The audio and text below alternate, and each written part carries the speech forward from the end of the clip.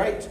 Well, firstly, George, thank you very much, and I couldn't be more excited to have this opportunity. And for me, driving from Napa to Sonoma or vice versa is not a big deal. So I'm particularly pleased. I think, you know, as we reflect on everything George just said and the place the industry's in, as I was thinking about this opportunity to connect with all of you today, the idea that we can just talk about, okay, you know, how is our company leaning into some of these challenges? And so that's really what I want to talk about today. And again, thank you for having me and this opportunity, and I look forward to a whole bunch of questions too if we have the time.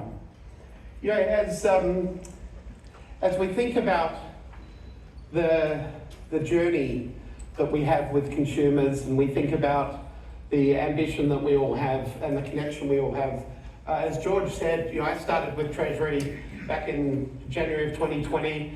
Straight after that, like all of us, we were dealt cards that none of us had really experienced before. But, you know, from our perspective, this opportunity to kind of lean in and to think about the very personal connections that we all need to have with our consumer. And we all talk about consumer-obsessed society and how we think about that, but from my vantage point and our vantage point, I think it's much deeper than that. It truly is that personal connection that we have with every single one of our consumers. And that really, I think, is at the core of the opportunity for our industry as we think about moving forward and how we're going to progress and engage not only with the consumers that we love today, but also those consumers that we haven't yet engaged with.